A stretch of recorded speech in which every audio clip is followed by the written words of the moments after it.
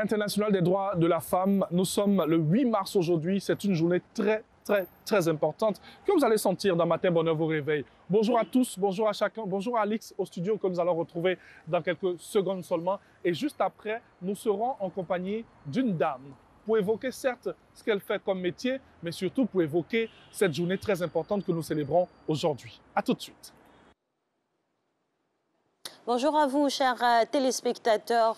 Nous sommes donc aujourd'hui, effectivement, le lundi 8 mars 2021. Le monde entier bat, en tout cas, son cœur bat, voilà, à l'unisson, à la célébration des droits. En tout cas, la journée internationale des droits de la femme. Cette journée qui marque le point. On fait le point de tout ce qui a été voilà, fait en amont comme lutte, obtention, revendication, parce qu'il y a encore beaucoup trop d'inégalités entre les hommes et les femmes, inégalités au niveau salarial, inégalités même dans le respect des droits fondamentaux, des violences sexistes. En tout cas, il y a plein de choses sur lesquelles nous aurons à débattre aujourd'hui avec une responsable du ministère, précisément celle, la directrice du genre au ministère, pour voir ce qui a été obtenu, ce qui reste encore à obtenir dans une lutte saine pour pouvoir atteindre l'équité et l'égalité que nous appelons de tous nos voeux. Ce ne sera pas tout.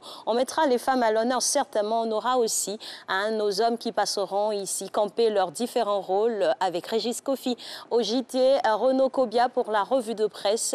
On aura la dose sportive pour ce programme.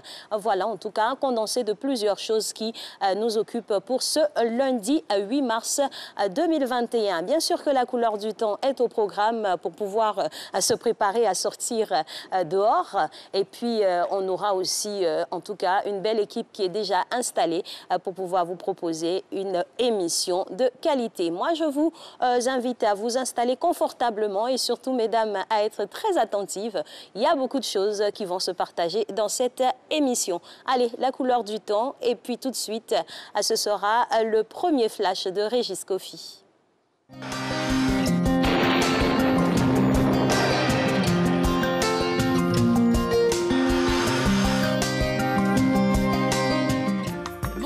Et tous les régions forestières et littorales observeront en début de matinée un temps nuageux localement très nuageux avec quelques averses de pluie notamment à l'ouest et sur le littoral avant de faire place à un temps progressivement ensoleillé. Au nord, au centre et à l'est, la matinée sera partiellement nuageuse et ensoleillée. Les valeurs au cours de la matinée afficheront 25 degrés à Abidjan et à Ezeki, 23 degrés à Bondoukou et à Bouaké, 24 degrés à Daloa, 25 à Dimbokro, 24 à Gagnoa, 23 degrés à Korogo et à Mont, 22 degrés à Odiéné, 25 degrés pour Deauville, San Pedro et Sassandra, 24 degrés à Tabou et enfin 25 degrés à Yamoussoukro. Dans le sud forestier sur le littoral, l'effet de brise donnera en milieu ou en fin de période quelques bourgeonnements nuageux avec possibilité d'orage accompagnés de pluie. Au nord et dans la bande centrale, on aura des passages nuageux parfois denses avec possibilité d'évolution orageuse avec averses de pluie en fin d'après-midi, notamment à l'ouest et au nord-est du pays. Les valeurs au cours de l'après-midi afficheront 32 degrés à Abidjan, 33 à Diaké, 37 à Bondoukou, 34 degrés à Bouaké, 36 degrés à Daloa et à Dimbokro, 35 degrés à Gagnoa, 37 degrés à Korogo, 34 degrés à Mont, 37 degrés à Odiéné, 32 degrés à San Pedro et Sassandra, 32 degrés à Tabou et enfin 36 degrés à Yamoussoukro. Merci pour votre aimable attention à ce bulletin d'information. Nous vous souhaitons un très bon début de semaine et agréable journée à toutes et à tous.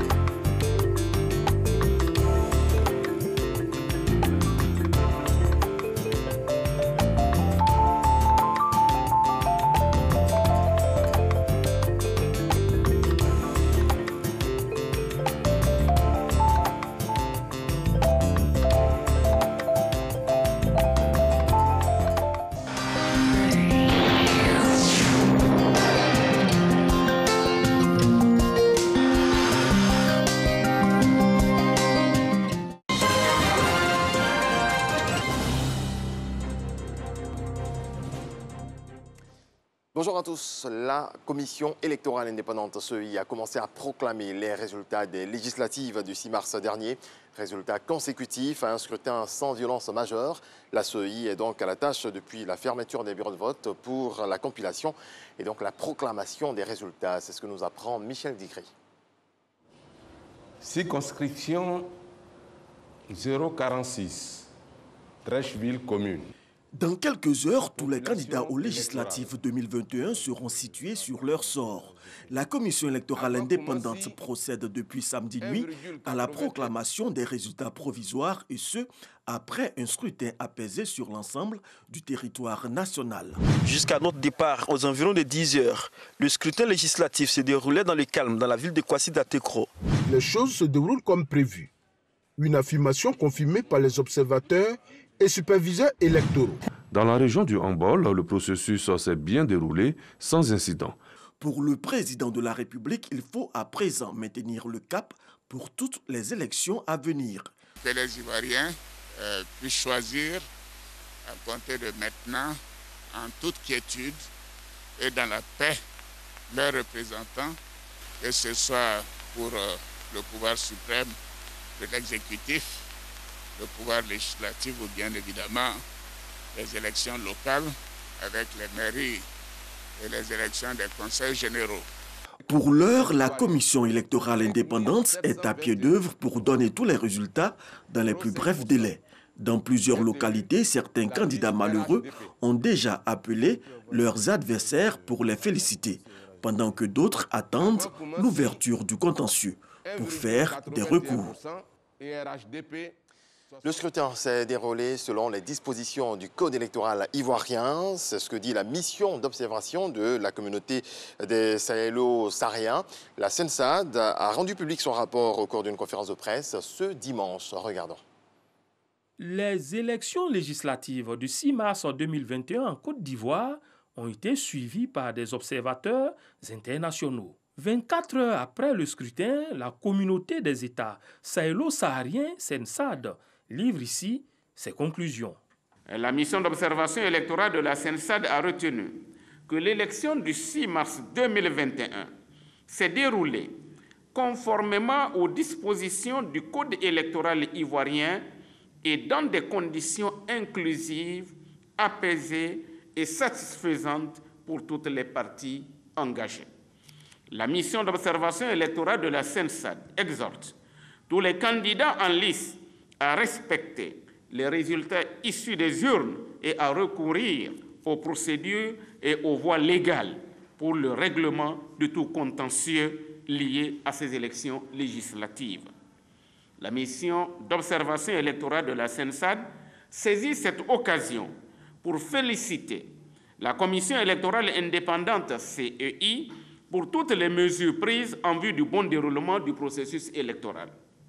La mission renouvelle ses remerciements au président de la République, son Excellence M. Alassane Ouattara, et aux acteurs politiques ivoiriens qui ont rendu possible le climat de sérénité dans lequel s'est déroulé le scrutin. La mission d'observation électorale de la CENSAD salue également les autorités de régulation pour les efforts consentis afin d'assurer l'accès équitable des candidats des différentes circonscriptions aux médias d'État. La mutuelle sociale des agents de la radiodiffusion télévision ivoirienne, Musarti, a convié ses membres à une assemblée générale.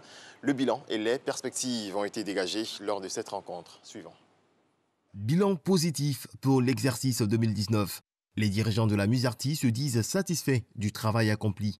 Parmi les points positifs, hormis l'assurance santé, on note l'acquisition d'une ambulance, d'un laboratoire d'analyse, l'organisation d'un arbre de Noël et d'un concours de cuisine. Autre motif de satisfaction, le fonctionnement de la Musarti qui a connu un changement avantageux pour les agents de la RTI. Tous les fonds étaient utilisés, on va le dire, pour l'aspect médical. Mais aujourd'hui, nous voyons que la Musarti essaie de diversifier donc, ses entrées d'argent. Nous nous réjouissons. En tout cas, nous repartons très satisfaits au niveau de Bouaké de tout ce que nous avons entendu ici. Et nous disons bravo, félicitations au conseil d'administration de la Musarti.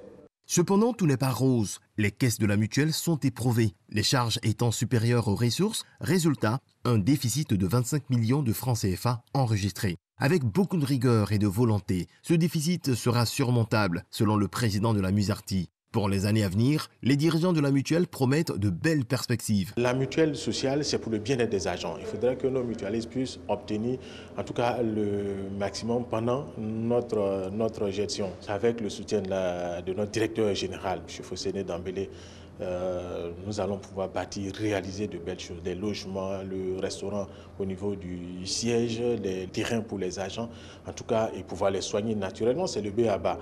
Alors, nous allons mettre toute cette machine-là en place pour que les agents de la RTI, qui sont de facto mutualistes, puissent être heureux en travaillant pour la RTI.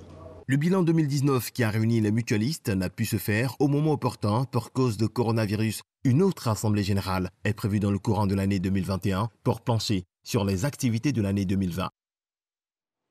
Et on termine par la Journée internationale des femmes célébrée aujourd'hui 8 mars. Cette célébration permet de mettre en avant la lutte pour les droits des femmes à travers le monde. Merci à toutes et à tous de nous avoir suivis. On se retrouve à 7 h. Très exactement à 7 h pour faire un tour d'horizon sur l'actualité internationale. Nous, on va momentanément s'éclipser pour retrouver Thierry. Et oui, merci Alix, merci à toutes nos équipes. Nous sommes de retour dans Matin Bonheur vous réveille, je l'ai dit, avec une grande dame avec qui nous allons échanger aujourd'hui sur cette journée internationale des droits de la femme et surtout sur ce qu'elle fait comme métier parce que c'est une dame qui travaille dans un domaine dit domaine réservé aux hommes. Enfin, on verra bien avec ce qu'elle nous dira ce matin. Ensemble, aujourd'hui, en compagnie de Madame Ndofo Marie, venez avec moi. Nous, on est ici avec vous ce matin. C'est vrai que vous allez au travail, mais on vous a pris juste 5-10 minutes pour pouvoir échanger avec vous sur la Journée internationale des droits de la femme. Voilà. Tout à fait. C'est une cause qui est assez noble. Et d'ailleurs, je remercie la RTI pour l'opportunité qu'on me donne de pouvoir m'exprimer. Bien sûr, bien sûr. Vous êtes une dame et donc on a envie de parler avec vous, bien sûr, de cette journée et de ce que vous faites comme métier aussi. Et savoir les matins, comment est-ce que vous démarrez votre journée? Le matin, je démarre toujours ma journée par une prière parce que je me réveille assez tôt, vu le métier dans lequel j'exerce. Donc, par une prière. Ensuite, je donne quelques directives. Il faut dire que je n'ai pas d'enfants en bas âge ici parce qu'ils sont tous grands, donc assez autonomes. Alors, donc, c'est juste regarder un peu le repas de monsieur pour aller au travail. Compte tenu aujourd'hui de toutes ces mesures barrières que nous sommes obligés de prendre à cause de cette pandémie de la Covid-19. Donc, il faut faire très attention. Et donc, quand je finis juste moi après de prendre un peu d'eau tiède avec du citron. Ah, ça c'est votre secret. Voilà, c'est mon secret du matin. Après, dans la journée, c'est juste quelques fruits avant le déjeuner. Donc, un peu, voilà. On va quand même vous offrir un petit déjeuner. On va échanger avec vous autour d'un bon petit truc ce matin que nous allons vous offrir. Alors, vous prenez quoi généralement comme petit déjeuner le matin? Un jus de fruits. Après, vraiment que du jus de fruits. Je ne déjeune pas énormément. J'aime pas trop être trop pleine, comme on le dit. Donc, pas de petit déjeuner copieux. C'est juste vraiment un jus de fruits. Un jus de fruits. À l'ananas, en plus. Ah, ok. Voilà. Précision de taille. Donc, alors, on va faire appel à Miss Tien. Venez, s'il vous plaît. Voilà. C'est elle qui nous reçoit aujourd'hui.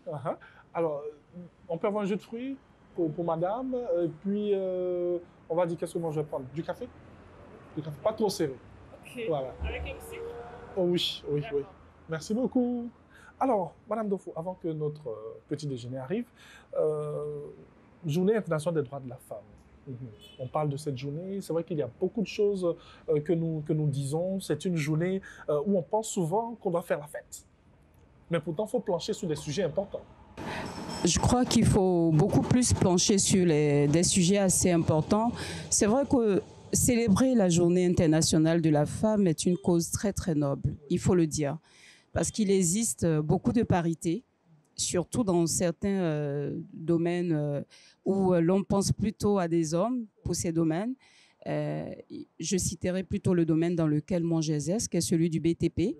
Donc aujourd'hui, célébrer cette journée, c'est donner l'opportunité aux femmes qui entreprennent de pouvoir s'exprimer sur le métier dans lequel elles sont. Et je reviendrai un peu sur cette célébration, tout simplement pour dire qu'aujourd'hui, célébrer la journée de la femme, c'est de manière mondiale, c'est international. Ce n'est pas réservé qu'à la Côte d'Ivoire. Et c'est vraiment dédié à toutes les femmes dans tous les secteurs de l'activité, des activités qu'on peut trouver qui sont génératrices de revenus. Alors, célébrer la femme, c'est montrer l'importance de la femme dans les métiers dans lesquels les femmes exercent ou dans lesquels les femmes commencent à exercer. Je reviens sur celui du bâtiment. Il y a aujourd'hui, on retrouve des femmes architectes, beaucoup plus de femmes architectes. On a des femmes entrepreneurs dans le domaine du bâtiment, ce qui était essentiellement réservé aux hommes. Oui, et la Côte d'Ivoire fait un clin d'œil pour cette année eh bien, aux femmes chercheurs. Tout à fait. Parce que là aussi, je pense qu'il faut jeter un regard vers... Merci beaucoup. Il faut jeter un regard vers ces dames. Tout à fait, tout à fait. Il y a des femmes chercheurs, je dirais, dans tous les domaines, que ce soit médical, aussi dans le BTP, parce qu'il y a des femmes qui font des recherches. Je ne dirais pas que moi, je suis chercheur, mais dans mon métier que j'exerce, je suis arrivée à regarder comment trouver des solutions. Par exemple, pour résolver certains problèmes. On en parlera. Donc, c'est quand même assez noble. Et aujourd'hui, faire des clins d'œil à des femmes chercheurs, je dirais, c'est vraiment très encourageant pour ces femmes. Parce que vous savez, quand une femme s'investit, c'est vraiment pour des solutions, je dirais, durables. Ça, c'est la femme qui parle. Ça, c'est la femme qui parle. Je vous remercie, alors, Thierry. On va vous laisser déguster votre jus de fruits à l'ananas. Précision de taille. Moi, je vais prendre mon café. Je vous invite, hein, chers téléspectateurs, à prendre le café comme moi aussi le matin, pourquoi pas.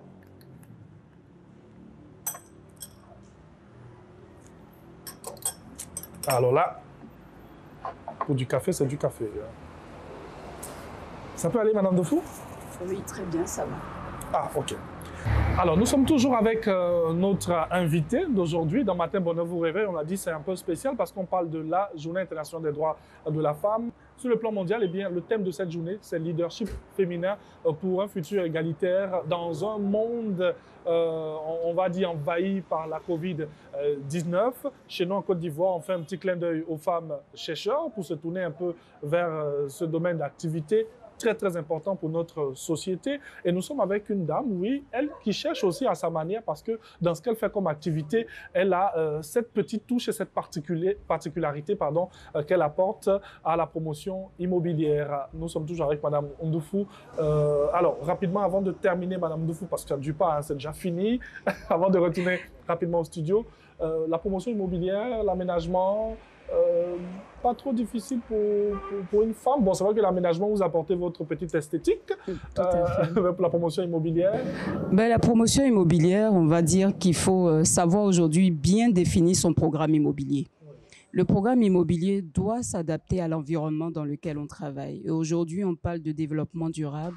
Il faut chercher à trouver des solutions. Il faut tout de suite trouver des solutions dans le programme immobilier que vous initiez. Parce que les maisons, elles se construisaient à l'époque selon le temps de l'époque. Mais aujourd'hui, face à tout ce que nous retrouvons du point de vue environnement, il faut adapter son programme immobilier. C'est ce que nous essayons de faire. Moi, j'ai dû m'inscrire pour passer un master en immobilier et aménagement parce que nous sommes aussi aménageurs. Pour nous, aujourd'hui, l'aménagement, vous savez, les villes se construisent. Et en Afrique, les villes ne peuvent plus se construire comme elles le faisaient auparavant. Rapidement, un petit conseil à toutes les jeunes filles qui nous regardent aujourd'hui, à toutes ces dames qui nous regardent par rapport à la vie de tous les jours, par rapport au métier, par rapport à l'entrepreneuriat, mais par rapport à cette journée aussi importante que nous célébrons aujourd'hui. Je commencerai par la journée, qui est une journée très noble dédiée aux femmes entrepreneurs. Mais vous savez, même la petite fille entreprend. Vous voyez, je prends une image qui me vient comme ça, d'une petite fille qui à côté de sa maman apprend à faire un gaufre-tout. Même les galettes, comme on le dit, que nous avons l'habitude de consommer ici. Vous voyez, la petite fille, dans la manière de malaxer la pâte, déjà, c'est une initiative qu'elle prend déjà. Et elle peut aller vendre, donc déjà, elle se fait une source de revenus. Alors, je dirais que la femme a sa place dans ce monde par rapport à l'entrepreneuriat. J'encourage vraiment nos jeunes sœurs, mais à s'investir beaucoup dans le métier du bâtiment. Parce que le métier du bâtiment dans lequel nous sommes, même si nous faisons le programme immobilier, nous avons aussi notre part dans le métier du bâtiment, surtout de la construction.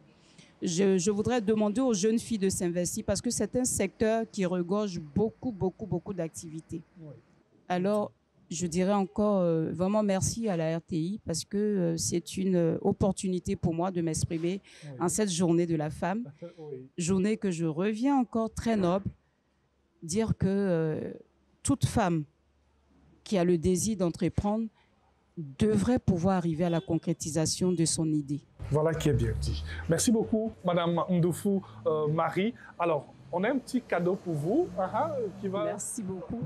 Avec Miss Tian, voilà, qui nous reçoit aujourd'hui. On va dire au nom de la RTI, au nom de Matin Bonheur, voilà. Alors, c'est une dame qui remet le cadeau à une femme. Voilà, les femmes sont à l'honneur aujourd'hui parce qu'on parle de cette belle journée-là. Donc, Madame Ndofou, c'est pour vous, c'est cadeau de la part. On va vous aider rapidement. Je vais prendre ça, je vais le déposer. Voilà. Merci beaucoup. Et puis, merci à Miss Tian. Alors, nous sommes ici dans Richie Café. En tout cas, votre café, il est super bon. Merci. Merci à vous. Et puis, merci de suivre RTI 1 et Matin Bonheur. Madame Ndofou, un petit mot? Matin Bonheur. Oui. C'est une émission que je regarde déjà tous les matins. Oui. Donc, merci beaucoup à l'équipe. Vous entreprenez aussi beaucoup. Mais je souhaiterais que la prochaine fois, vous fassiez un effort pour qu'une femme fasse partie de votre équipe le jour où nous célébrons les femmes. Merci beaucoup. Et bonne fête à toutes les femmes de la RTI. Alors, Matin Bonheur vous réveille. Ici, c'est la femme. Nous allons libérer Madame Ndofou qui part au service. Voilà. Je vais vous aider. Il ne faut pas trop vous fatiguer ce jour-là. Voilà. Vous pouvez continuer. Il n'y a pas de souci. Moi, je continue mon café. Alors, nous, on va se retrouver dans quelques instants au studio. Juste le temps de se changer rapidement. Et puis, on n'oublie pas que c'est une journée dédiée à la femme. Pas forcément pour faire la fête, mais pour se pencher sur des sujets très importants pour le développement, pour l'évolution de la femme. Allez, bonne célébration à toutes et à tous, parce que nous aussi les hommes, on vous accompagne et on se retrouve au studio tout à l'heure. À tout de suite, Alix. Retour donc sur le plateau de Matin Bonheur. Vous savez, l'on vous l'a annoncé en début de programme, on aura aussi notre dose de fitness, de sport, parce qu'il faut rester en forme pour pouvoir mener les combats qui sont les nôtres aujourd'hui. Nous avons une séance pour lutter contre le stress. Oui, les femmes sont soumises à tellement de contingences que le stress est à foison et est vraiment dans leur quotidien. Il faut pouvoir user de mécanismes et de stratagèmes pour pouvoir s'en défaire progressivement. Allez, on part donc avec la coach Marie-Noël pour pouvoir se détendre et se défaire du stress.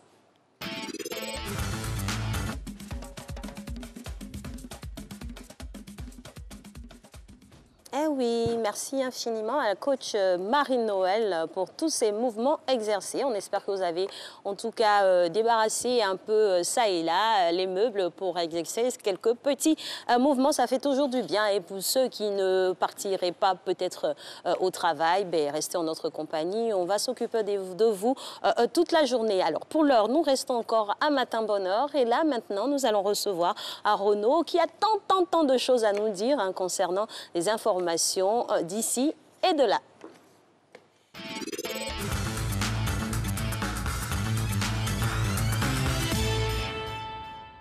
Bonjour Renaud. Bonjour Alix. On démarre bien évidemment avec les législatives qui en sont à leur épilogue. Elles se sont bien déroulées, nous dit-on, sur toute l'étendue du territoire. Oui, c'est ce que révèle à sa une Fraternité Matin. Selon le journal pro-gouvernemental, le scrutin a été apaisé et transparent. Il livre les premiers résultats publiés par la Commission électorale indépendante et indique que le chef de l'État a salué la participation à ce scrutin de tous les partis politiques. Et statistiques concernant ces législatives, les oufouettistes sont les grands vainqueurs de ce scrutin. Oui, suite à la publication des premiers résultats provisoires, le RHDP est largement en tête. Le Patriote révèle le premier siège où la victoire des candidats du parti au pouvoir est avérée et livre le tableau des résultats proclamés.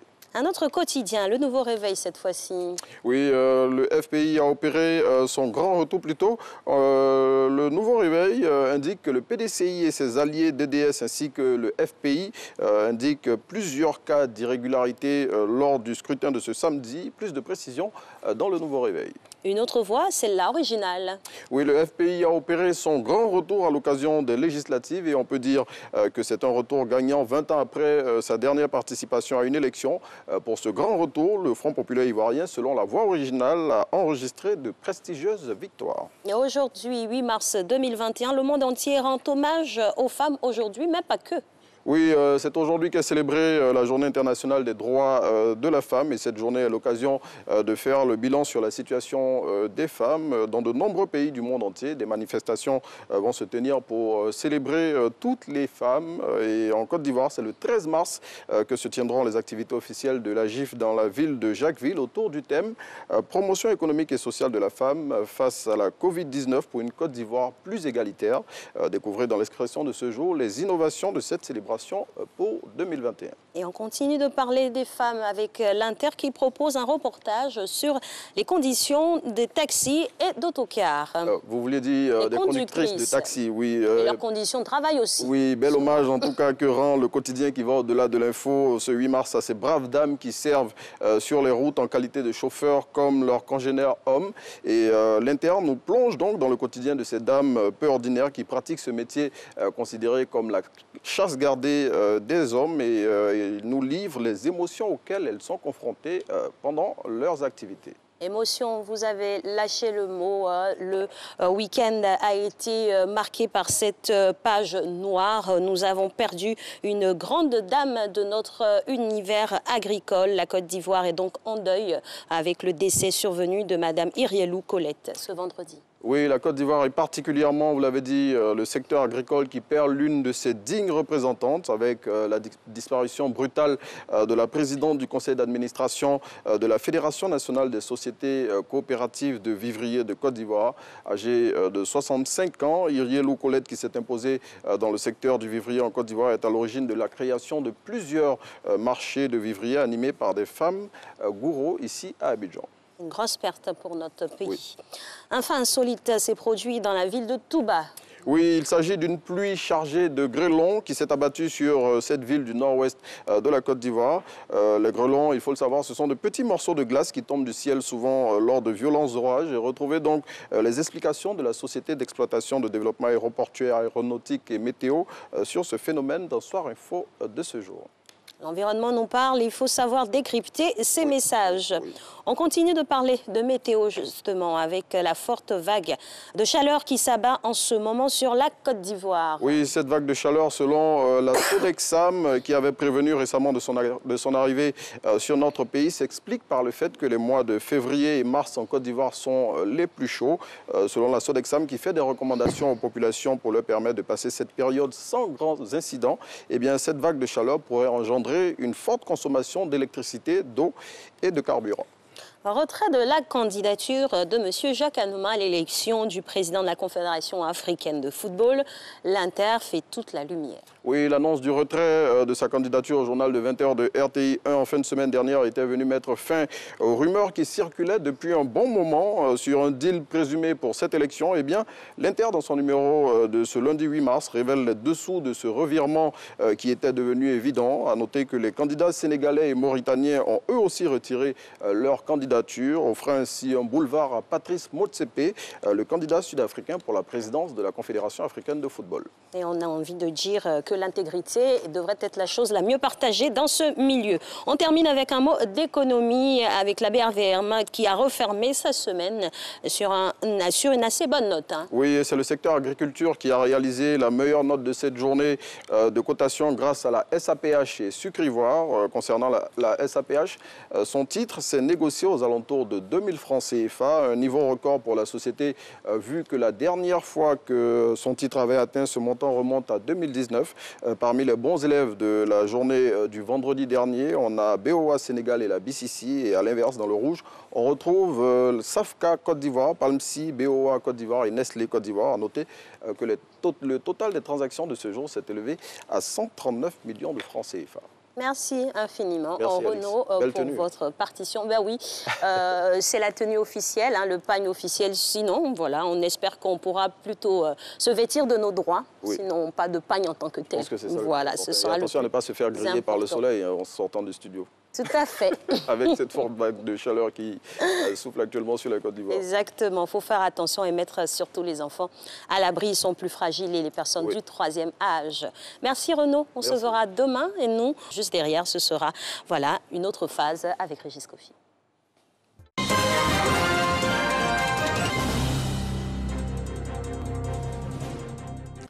Bienvenue dans ce nouveau journal. Au Sénégal, le camp de l'opposant arrêté, Ousmane Sonko, maintient la pression sur le gouvernement. Son collectif de soutien a lancé un appel samedi à de nouvelles manifestations à partir d'aujourd'hui. Les autorités sénégalaises ont annoncé hier suspendre l'école sur tout le territoire à partir de lundi et pour une semaine. Réaction. Le MDD appelle le peuple sénégalais à descendre massivement dans les rues de Dakar et dans les régions, départements, communes, villages, pendant 3 jours à compter du lundi 8 mars, jour de lutte et d'affirmation des droits des femmes, qui seront invités à sortir et à marcher aux côtés de leurs enfants, leurs petits-enfants, et à les aider dans leur quête d'un avenir meilleur. Et nous disons, résistons. Ce président n'a plus la dignité morale et éthique d'être le président du Sénégal.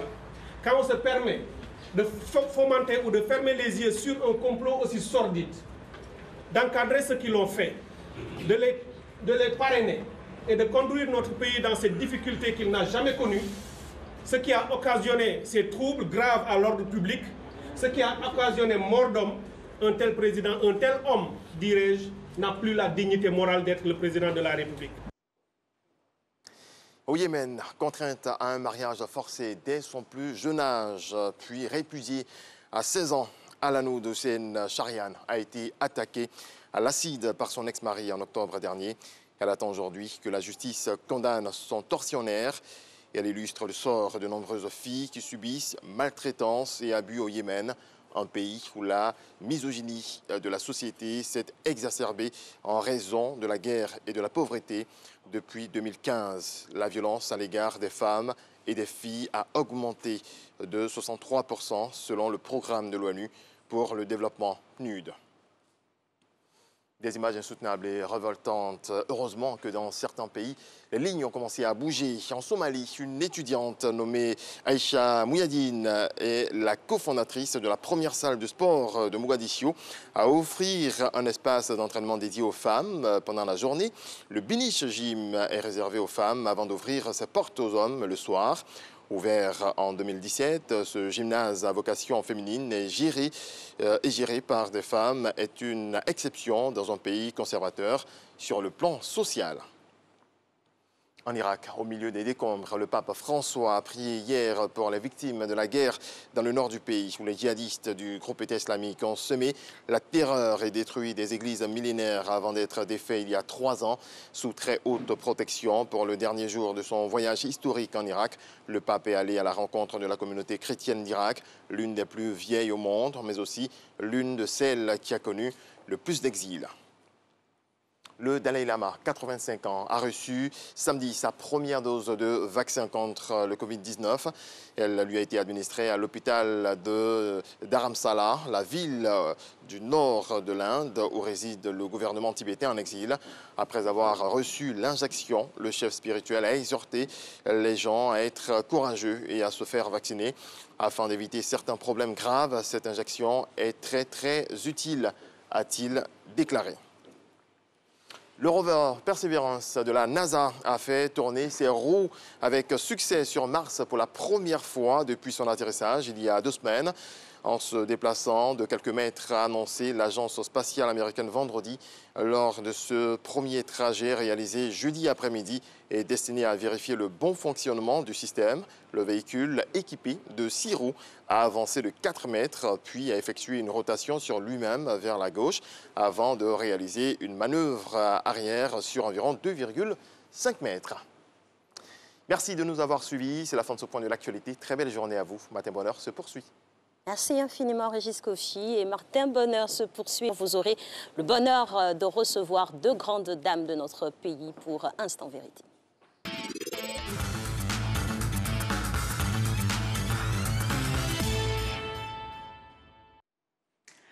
Bonjour à tous, mesdames et messieurs, bienvenue. Je vous retrouve avec beaucoup de plaisir ce lundi 8 mars 2021 dans Instant Vérité, un numéro spécial pour la célébration de la Journée internationale de la femme. Mesdames et messieurs, vous êtes bien évidemment dans Matin Bonheur.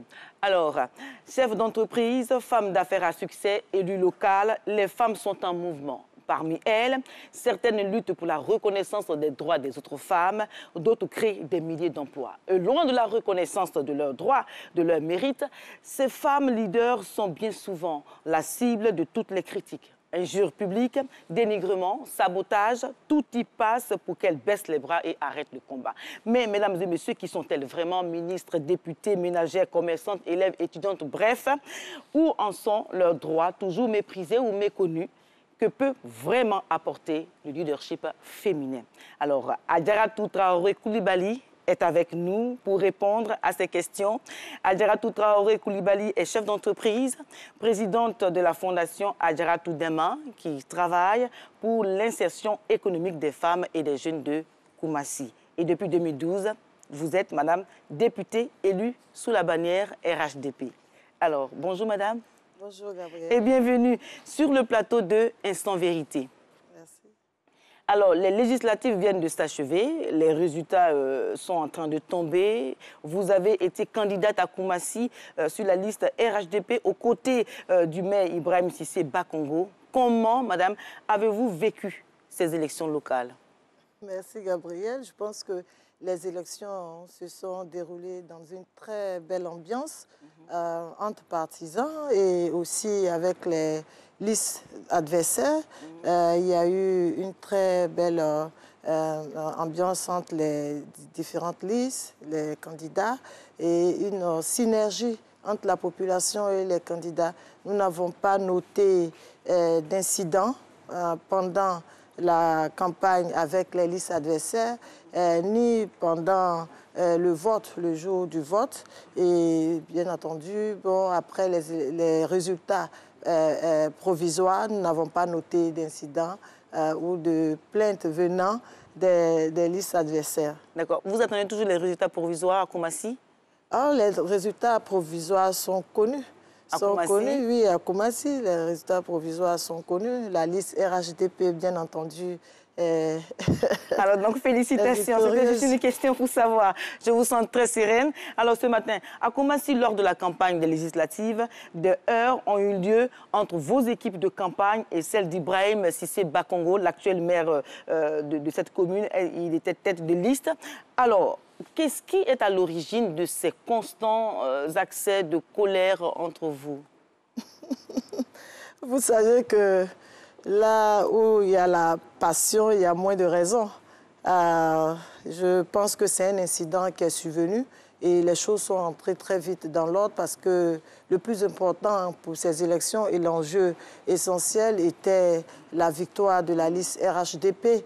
Donc il n'y avait pas de raison que nous puissions nous combattre entre nous, d'autant plus que les voix acquises par l'un se reportent sur l'autre. Oui, mais en donc il n'y avait pas de raison. Madame, vous étiez sur la même liste électorale que l'actuel maire alors, de Koumassi. À votre avis, qu'est-ce qui, dans le fond, pourrait justifier, je vais dire, ce manque de confiance entre vous, cet acharnement? Qu'est-ce qu'il y a? Non, je pense qu'il y a eu une incompréhension beaucoup plus entre les militants. Et comme je le disais tantôt, quand il y a la passion, il y a moins de raisons. Mais bon, je pense que nous sommes allés très vite à l'essentiel et c'est ce qui a justifié d'ailleurs cette victoire. Donc, alors, vous dites que c'est un problème entre les militants, mais ce n'est pas plutôt un problème d'intérêt entre vous et le maire de Koumassi? Alors, je pense que l'intérêt pour moi, il n'est pas personnel. L'intérêt, il est beaucoup plus pour le parti, le RHDP, et surtout pour le président de la République, son Excellence Alassane Ouattara.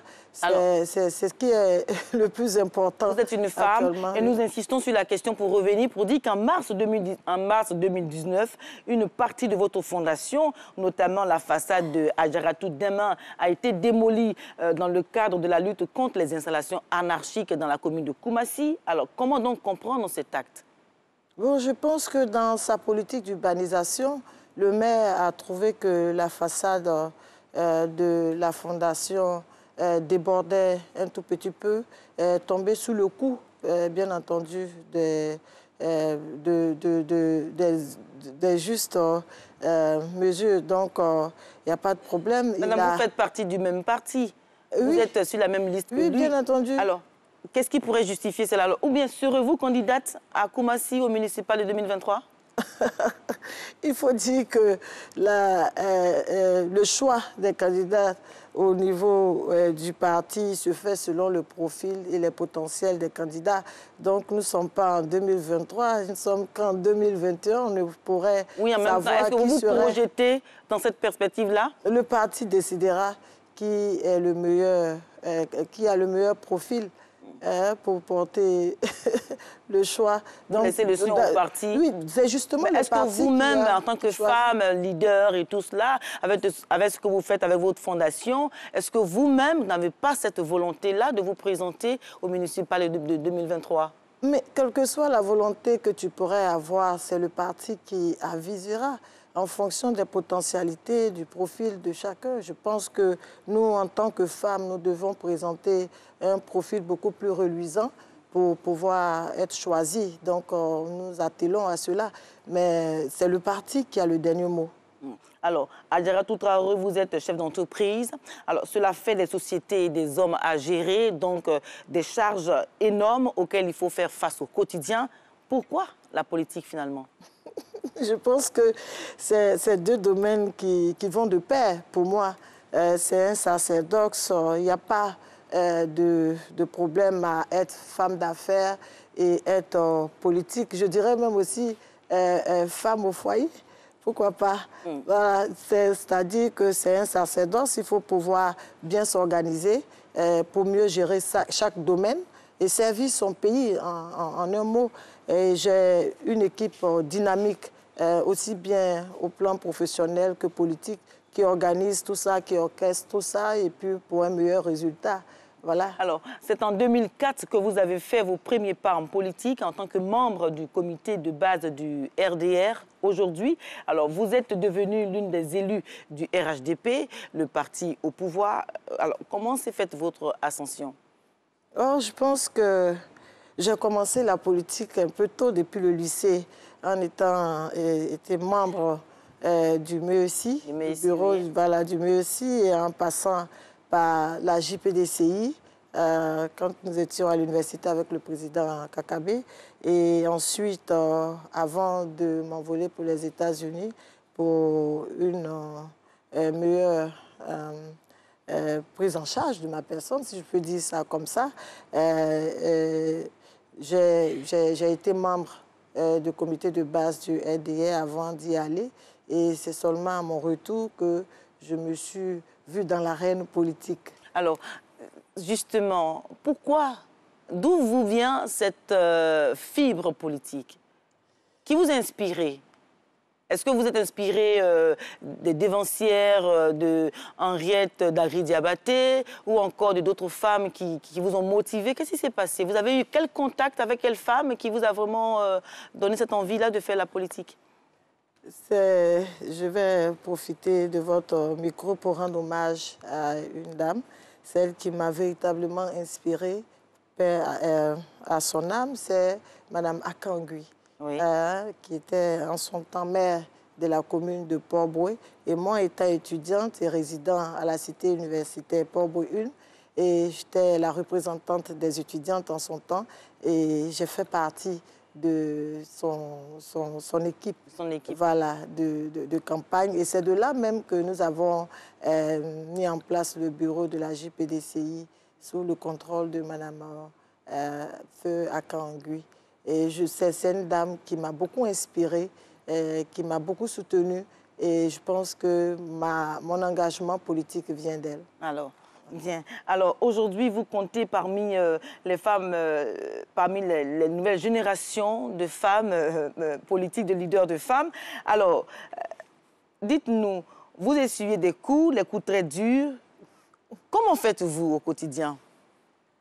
Je pense que Les Ivoiriens veulent savoir d'où tirez-vous cette témérité. Vous savez, aujourd'hui, nous célébrons la femme. Donc, voilà, c'est très important pour les femmes de pouvoir s'exprimer, de pouvoir dire pourquoi elles font de la politique, pourquoi elles sont si passionnées, et puis bon, pourquoi elles encaissent les coups, elles donnent aussi des petits coups, n'est-ce pas? Alors, donc, d'où tirez-vous votre témérité? Il faut dire que le contexte justifie le comportement. L'arène politique n'est pas chose facile, c'est une scène où tous les coups sont permis. On reçoit, il faut en donner aussi de temps en temps. Et je pense que en tant que femme, nous avons plusieurs difficultés voilà, que nous rencontrons. Nous avons d'abord, premièrement, les pesanteurs sociales, culturelles. Et puis, secondo, je pourrais dire que nous rencontrons beaucoup de difficultés telles que des dénigrements orchestrés sur les réseaux sociaux, des menaces, des intimidations, souvent aboutissant à des menaces de mort, des mensonges de tout genre, allant jusqu'à ta vie privée. Mais moi, je reste convaincue que les femmes doivent tenir bon. Voilà, nous devons tenir bon et nous devons pouvoir surmonter ces difficultés et ces obstacles-là pour pouvoir occuper notre place dans les instances. Comme vous venez de le dire, l'arène politique en Côte d'Ivoire est vraiment parsemée d'embûches. Cette arène-là, elle est très violente. Est-ce que l'arène politique ivoirienne ne vous fait pas peur? Non, je n'ai pas peur. Je n'ai pas peur. Pourquoi? Je n'ai pas peur parce que je pense que pour tous les domaines, d'abord, ont leurs difficultés.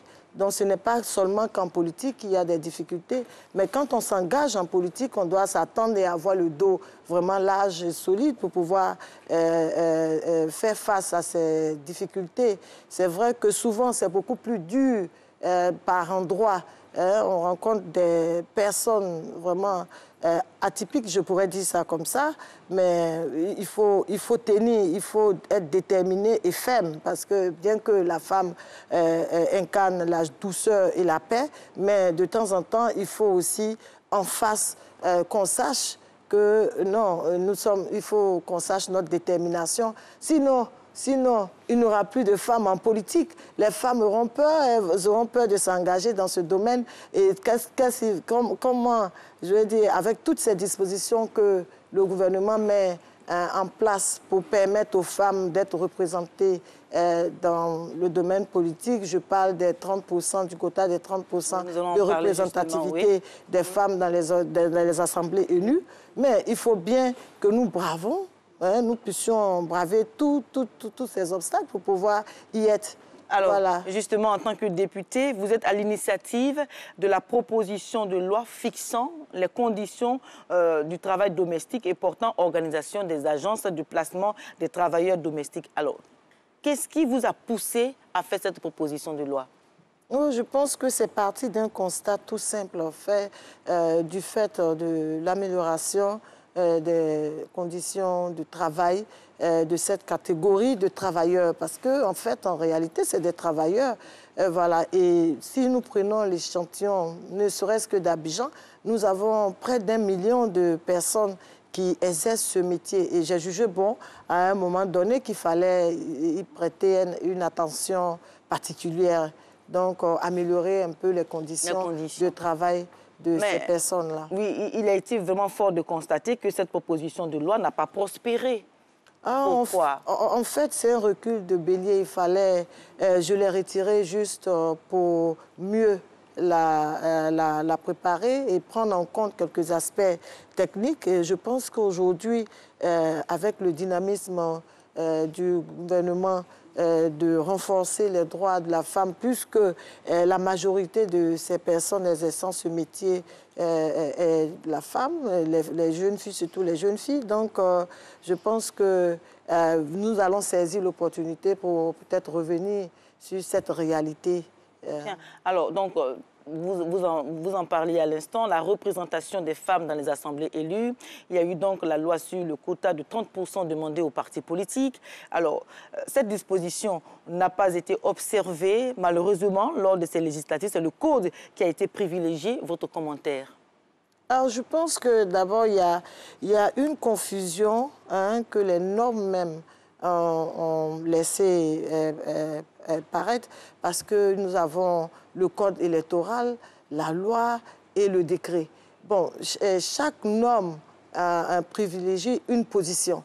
Donc, vous savez, quand il s'agit de la femme, les hommes savent s'entendre. Ils se sont entendus sur la norme qui était plus flexible, plus facile, qui est celle du code électoral qui dit voilà, qu'il faut 30% dans les circonscriptions de plus à 2 sièges. Voilà, donc, mais vous, en tant que femme, comment vous avez... Oui, ils ont pu s'entendre sur les femmes. Oui, c'est ce que j'ai dit, quand il s'agit de femmes, là, ils s'entendent. Donc, c'est pour dire qu'il faut plus de femmes, alors, dans l'arène politique. Donc, vous, en tant que député, comment vous avez vécu cela? Comment vous avez vécu cette entente circonstancielle des hommes politiques? Oh, je me dis que c'est un début, et nous prenons déjà cette belle initiative, cette belle opportunité que nous donne le gouvernement.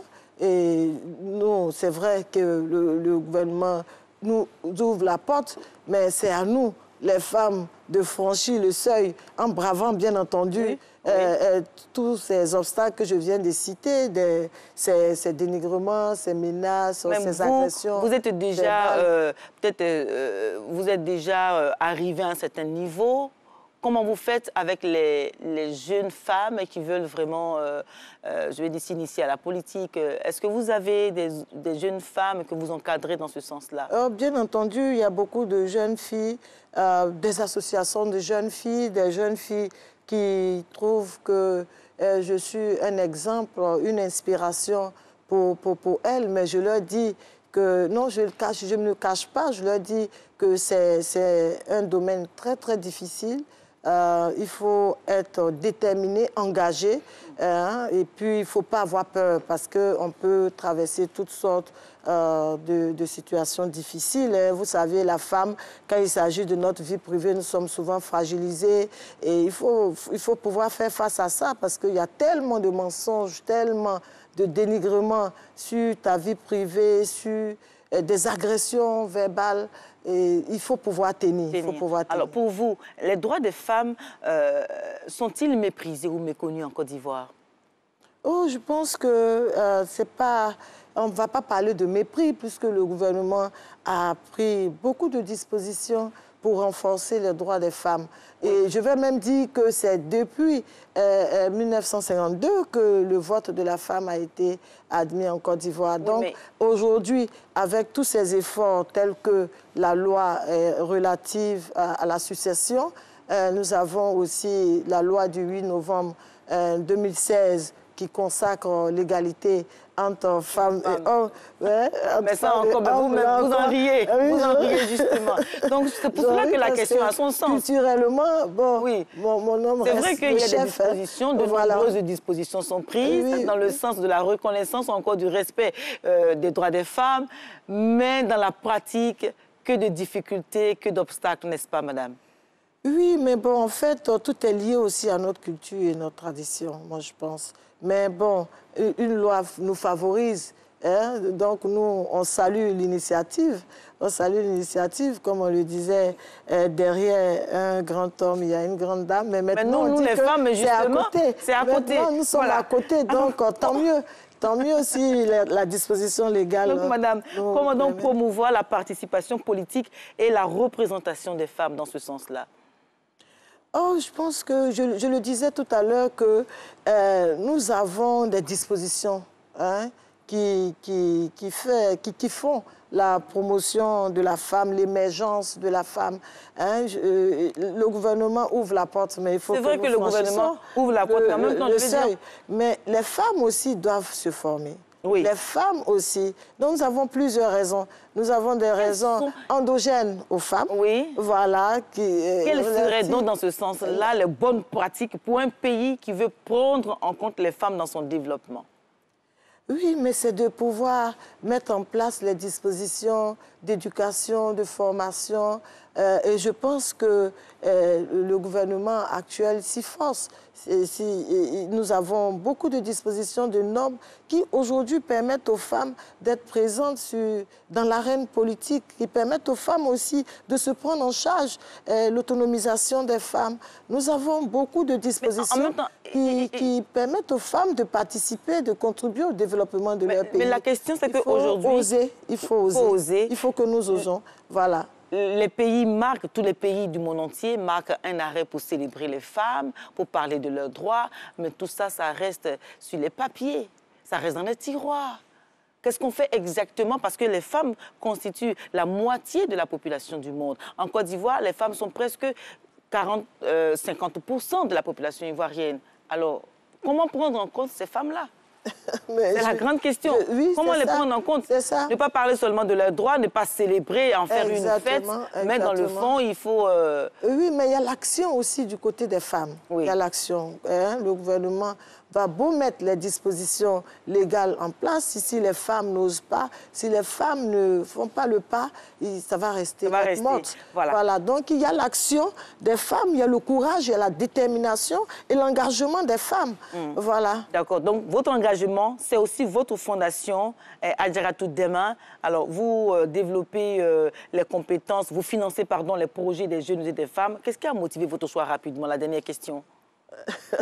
En fait, mon choix a été motivé par mon enfance. Je suis d'une famille modeste. J'ai un parcours avec un parcours tumultueux et j'ai vu comment ma mère, étant analphabète, a pu vivre avec des petits commerces. Et donc, je me suis dit, étant élue et vu les attentes des populations, je ne pouvais pas ne pas prendre en compte ces préoccupations-là et c'est ce qui a suscité la mise en place de la Fondation Adjaratou Demain pour l'autonomisation des femmes et l'insertion des jeunes. Alors, Adjaratou Traoré Coulibaly, vous êtes donc députée et opératrice économique. Merci d'être venue apporter vos points de vue au débat sur le leadership féminin qui contribue sans relâche au développement de notre pays. Alors, mesdames et messieurs, je précise que vous êtes la présidente de Adjaratou Demain, une fondation qui travaille avec les jeunes et les femmes pour les aider à se prendre en charge. C'est donc la fin de Instant Vérité. Matin Bonheur revient. Et voilà, retour sur le plateau de Matin Bonheur. Riche échange à l'instant dans Instant Vérité avec Madame Adjaratou Traoré Coulibaly. Voilà. Alors, nous, on va poursuivre cette émission maintenant avec le duo qui est formé maintenant avec l'arrivée de Angeval. Dans quelques instants, on recevra Monsieur Guy Abi Noguès qui nous parlera d'investissement, bien sûr, mais toujours arrimé à la femme aujourd'hui, car c'est à demi. Allez, pourquoi faut-il encourager l'investissement au féminin? Et nous donnera la réponse dans quelques instants. Et oui, ce sera avec notre consultant du jour. Donc, rebonjour Alix, rebonjour à tous et à toutes. Et moi, j'aimerais dire merci à Madame Ndoufou qui, malgré un emploi du temps très chargé aujourd'hui, a bien voulu être en notre compagnie pour Matin Bonheur au réveil. Et on a planché sur ce sujet très important, eh bien, la Journée internationale des droits de la femme. Alors, Alix, avant de poursuivre avec notre consultant du jour, on va lancer cet élément pour permettre à tout le monde de mieux comprendre encore, eh bien, ces femmes, ces dames, eh bien, cette belle entité de notre pays qui s'exprime maintenant à travers ce reportage que nous allons appeler, bien sûr, témoignage de femmes. On regarde. Je vends Wanche avec haricot, maca, œufs, tout ici.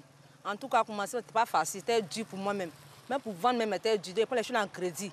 Donc, Dieu merci, en tout cas, il fait un peu, ça va. C'est pour mes enfants, mes familles, tout le monde, école, tout ça, c'est moi-même. Même maison, même, c'est moi-même. Mon mari et moi, on s'est séparés. J'ai jusqu'à 4 filles. J'ai fait le travail de servante et puis je m'occupe de mes enfants. C'est que si je m'assois un peu, mais pas totalement. J'ai commencé un peu. Souvent, vraiment, il y a eu souffrance. Mais à ce moment, ça va aller. Je me lève à 4 heures. J'ai fini de travailler dans la maison et puis je viens en ville. Je viens commencer mon travail. Je descends à 21 heures. Depuis le temps de Corona là aussi, c'est ça que le marché là s'est diminué encore. Tous les jours, je suis en pied. Je vais chercher un barrage à Djamé pour envoyer. Et puis nourrir mes enfants. payer ma maison. Avant, quand je vivais avec mon mari, je faisais le travail de servante pour s'occuper de mes enfants. Mais depuis que mon mari est décédé, je n'arrive pas à m'en sortir. Je vends œufs à un lot. Je paye l'école pour mes enfants. On fait cela pour s'en sortir un peu. Moi, j'ai commencé à vendre la viande. Pas de bœuf, côte de bœuf, pas de porc. Au début, c'était un peu moins cher, mais 2 jours, là, c'est augmenté même. Tout est devenu cher, mais il m'en sort quand même. Quand j'ai commencé, on dit que c'est difficile pour couper pas de bœuf, que c'est travail, les garçons. Si je ne coupe pas, il y a des enfants à la maison, ils vont aller à l'école. Tu ne peux pas rester dans la main d'un monsieur, ça ne peut pas aller. Actuellement, je gère un magasin de produits cosmétiques et je m'en sors un peu bien. Voilà, je m'en sors un peu bien. C'est avec ça que j'arrive à m'occuper de moi-même. Matin, je me réveille à 5h30. Je me fais entretien dans le bureau. Je me fais entretien dans le bureau. Après, je viens vendre mes bouts de robe au marché, les sacs à main. J'attrape dans ma main pour me promener. Je vends du piment. Avec le piment, je m'en sors. Et je m'occupe de mes enfants. Je paie l'école de mes enfants avec cet argent du piment. Vraiment, j'encourage toutes les femmes du monde entier à faire comme moi. Tu peux commencer de zéro et devenir quelque chose. Et voilà, petit échantillonnage des réactions de certaines femmes, beaucoup plus dans le milieu informel, sur leurs conditions de vie et de travail. Le maître mot restera l'autonomisation. On espère qu'elles seront accompagnées pour pouvoir mieux se prendre en charge, parce que la liberté passe bien sûr par l'autonomisation aussi. Alors justement, pour être autonome, il faut avoir les moyens de sa politique et les moyens tout court pour s'occuper de soi. Les femmes dans l'investissement, quelle est leur représentativité et comment est décliné cet investissement au féminin? Monsieur Guy Abi-Nogues est déjà installé sur le plateau de la matinale. On le reçoit juste après ceci.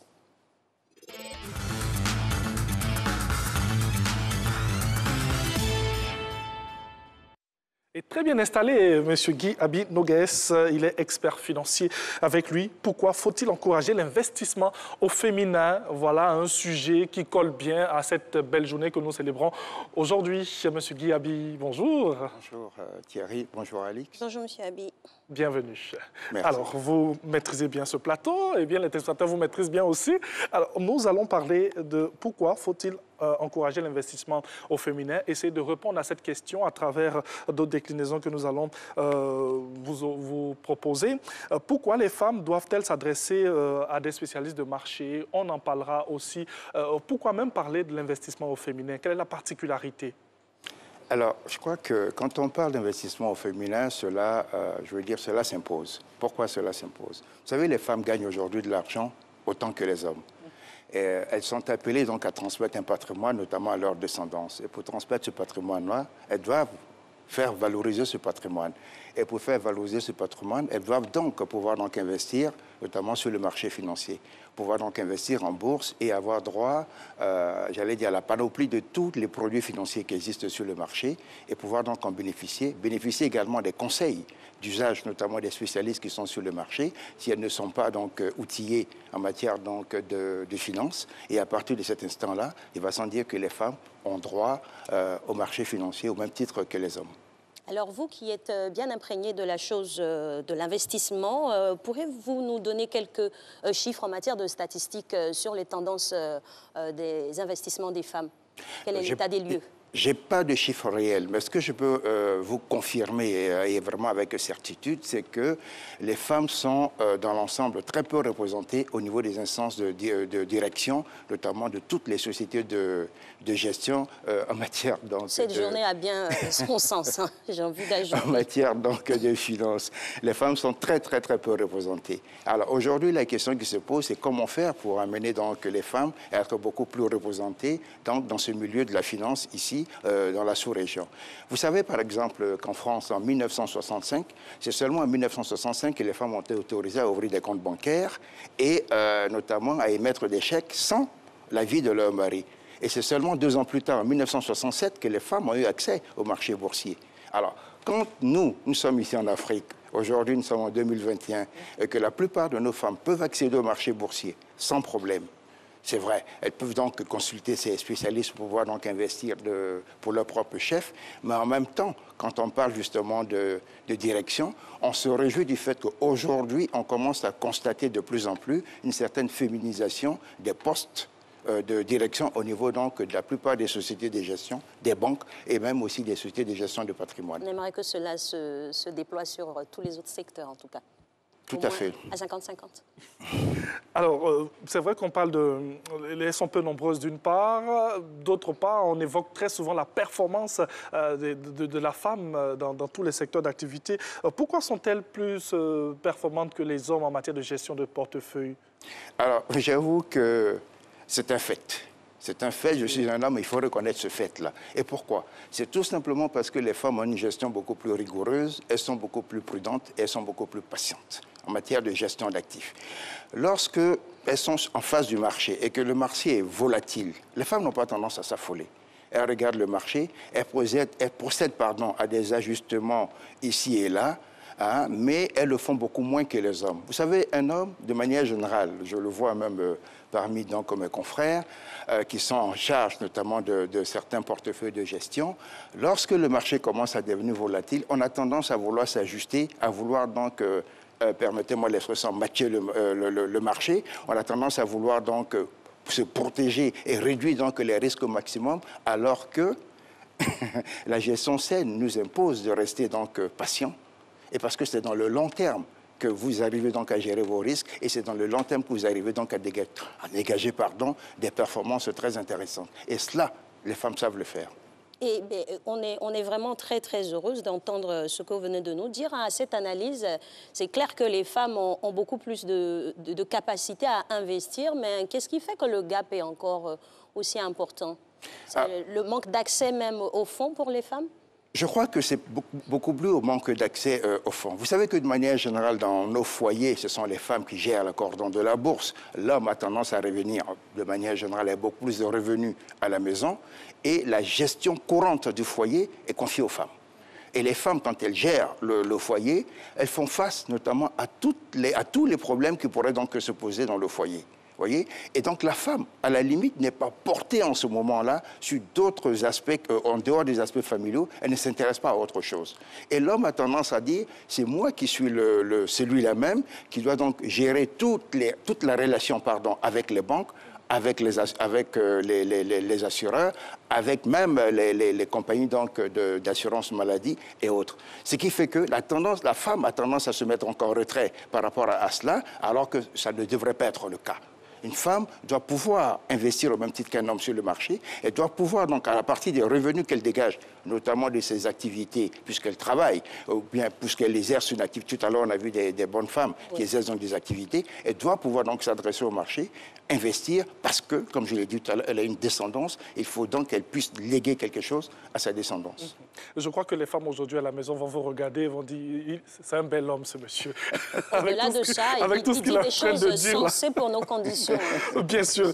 Alors, c'est vrai que les femmes, sont très tournées vers des activités. On a du commerce, on a de l'informel aussi. Si on part dans le domaine de la bourse, est-ce qu'elles sont nombreuses à investir en bourse? Non, très peu de femmes. Très peu de femmes investissent en bourse. Et je l'ai dit, c'est pas parce que les femmes ne peuvent pas avoir accès, notamment donc à la bourse, c'est tout simplement parce que dans la relation familiale, c'est l'homme qui a contact avec le marché financier. C'est l'homme qui a contact avec le marché bancaire. C'est l'homme qui a contact avec le marché des assurances. Vous voyez? Et la femme attend que son mari revienne donc à la maison avec notamment les différents portefeuilles d'investissement qu'il aurait pu constituer ici et là.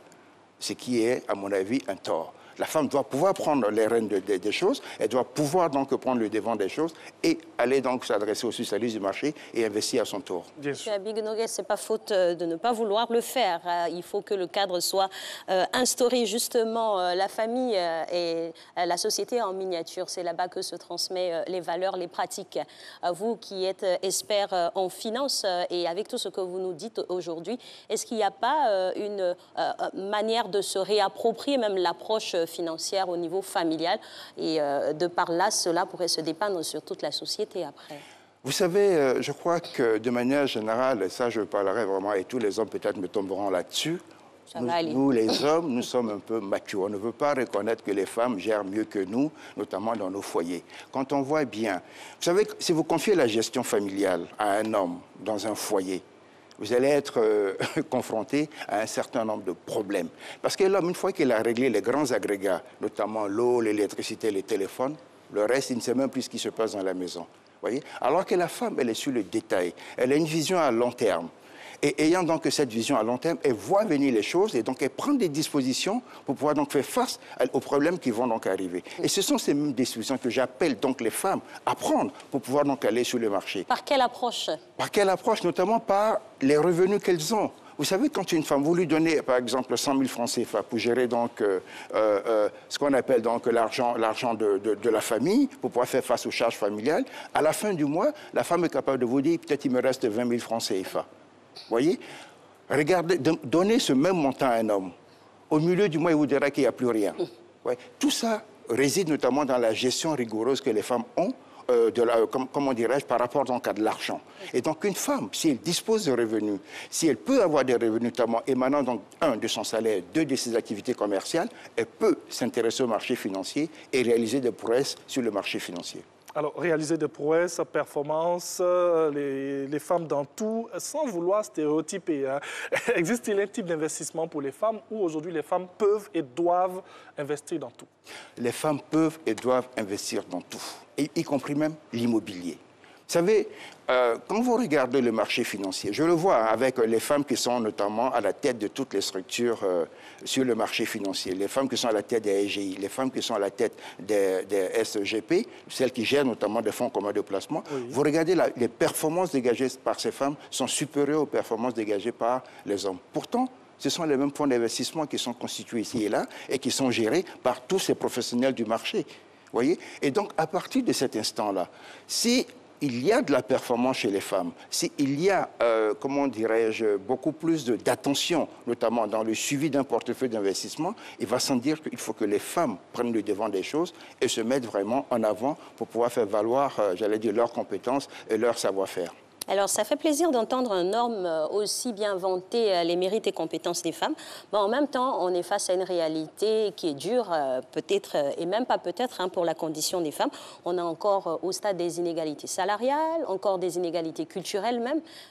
Face à tous ces facteurs exogènes, Monsieur Abi, concrètement, comment les femmes peuvent réussir à vraiment s'affirmer quand on sait qu'un homme à salaire, à diplôme égal, un homme aura toujours quelque chose de plus qu'une femme, donc beaucoup plus de capacité?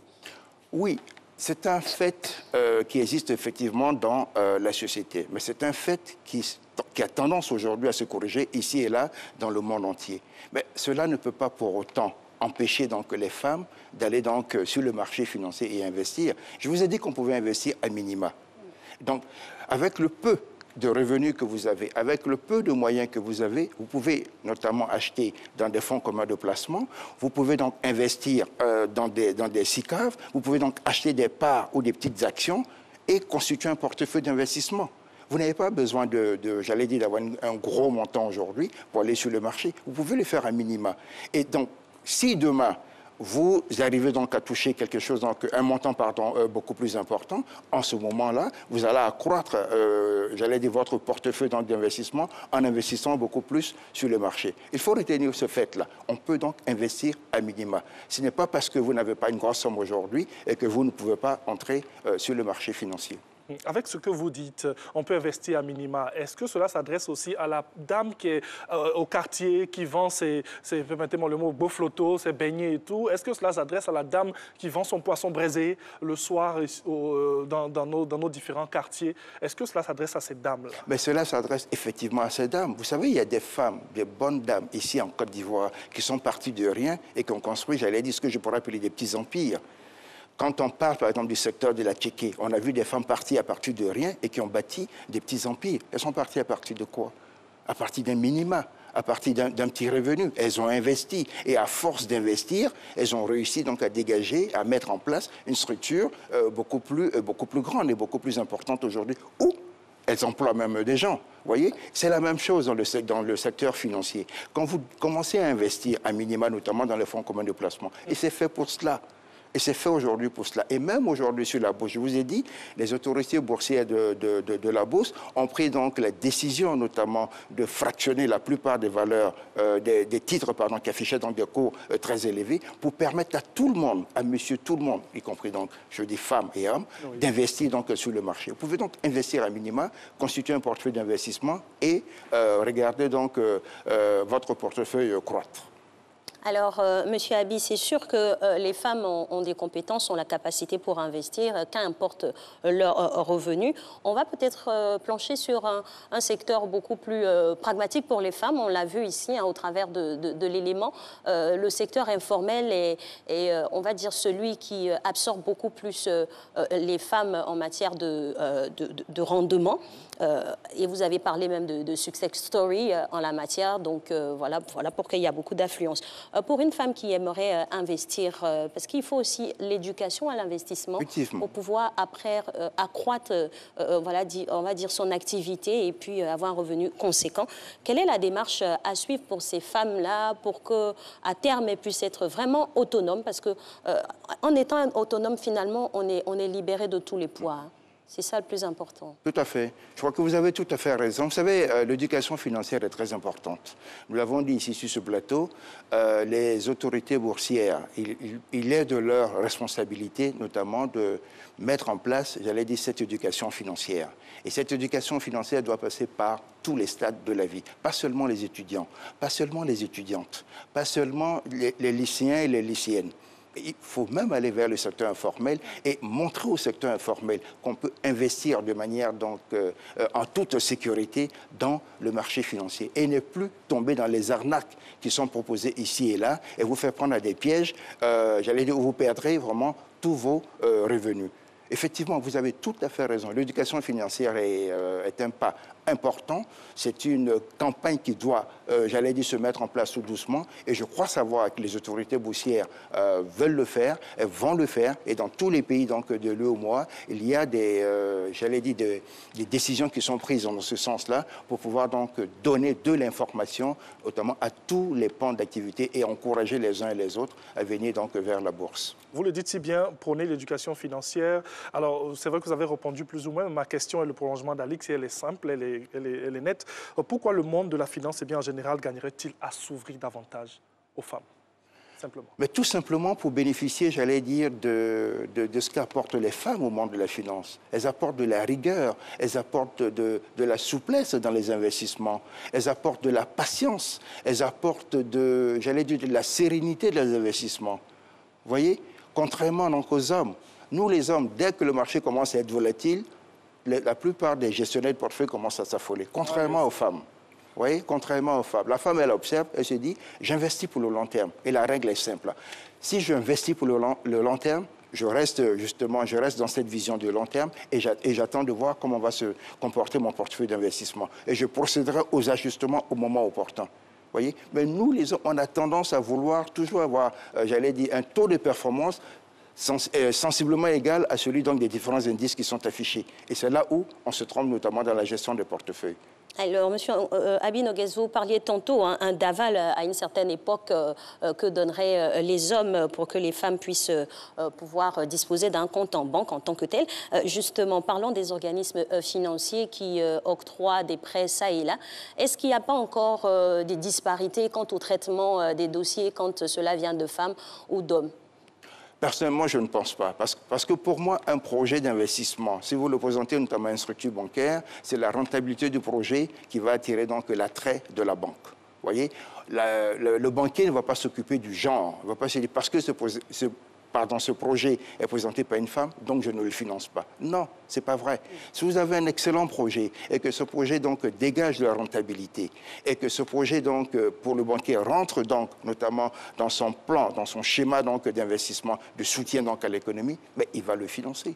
Il ne va pas se poser la question de savoir pourquoi c'est une dame qui me présente ce projet et pourquoi pas un homme. Et il y a toujours des garanties aussi à poser pour pouvoir disposer de certains fonds. Généralement et culturellement, ces garanties, là, c'est sur l'immobilier, c'est sur la terre, chose que les femmes auxquelles n'ont pas accès naturellement. Que répondez-vous à ça? Non, les garanties que demandent donc les banquiers ne s'appliquent pas aux gens. Ne s'appliquent pas aux gens. C'est un projet que vous présentez et on regarde la rentabilité du projet. Et par rapport à cette rentabilité, quand le banquier demande une garantie, c'est parce que lui-même, en demandant cette garantie, la demande de cette garantie lui est imposée par la commission bancaire. La commission bancaire lui demande d'assurer tous les, tous les investissements qu'il prend donc en compte. Et les femmes sont déjà amputées à la base aussi de certaines choses. Donc, je pense que la commission aussi devrait intégrer ces données-là. Alors, dites-nous, est-ce que vous pensez qu'aujourd'hui, il y a cet éveil de conscience concernant ce sujet avec les dames, avec les femmes? Oui, de plus en plus, de plus en plus. De plus en plus sur le marché, parce que, comme je vous ai dit, aujourd'hui, les instances dirigeantes au niveau du marché financier commence vraiment à enregistrer l'entrée de beaucoup de femmes à des postes donc, de direction. Et quand vous regardez même à des postes sensibles comme des postes, j'allais dire, d'analystes financiers, vous commencez donc à avoir des jeunes dames qui sont donc à ces postes-là. Et pourtant, ce sont les postes clés, notamment dans la plupart de ces sociétés d'intermédiation financière, voire même des sociétés de gestion de portefeuille. Et quand vous voyez ces jeunes dames qui sont excellemment bien formés et qui viennent pour tenir donc ces postes-là, on peut dire que vraiment, demain, en Afrique de l'Ouest et singulièrement en Côte d'Ivoire, on pourrait être paré au niveau du monde de la finance, notamment donc à une bonne parité entre femmes et hommes. Et être plus à l'aise. Et être plus à l'aise. Et tout à fait. Pour un monde meilleur, il faut une égalité certaine. Alors, Monsieur Abi, peut-être ça sera la dernière question de votre position. Comment pensez-vous qu'il faut mobiliser et accompagner les femmes pour pouvoir vraiment investir le terrain de l'investissement? Alors, la première chose à faire pour moi, c'est de distiller donc toute information financière à l'endroit des femmes, de les former, de leur donner une meilleure éducation financière à l'endroit des femmes. Et à partir de cet instant-là, les femmes seraient donc outillées, disposeraient donc, j'allais dire, des mêmes outils que les hommes pour pouvoir donc s'adresser au marché. Et la seconde des choses à faire, c'est de leur dire que même si elles n'ont pas cette éducation financière, il y a des spécialistes qui existent sur ce marché. Et leur indiquer donc où se trouvent ces spécialistes-là afin qu'ils puissent aller donc présenter leurs intentions d'investissement, définir avec ces spécialistes leur champ d'investissement et puis donc constituer les portefeuilles d'investissement pour le bien-être de leur descendance. Bien sûr. Alors rapidement, vous avez tellement bien parlé. Un mot sur la journée internationale des droits de la femme? Écoutez, c'est une journée qui nous interpelle tous. Tout à l'heure, j'ai été touché par la députée justement qui s'exprimait.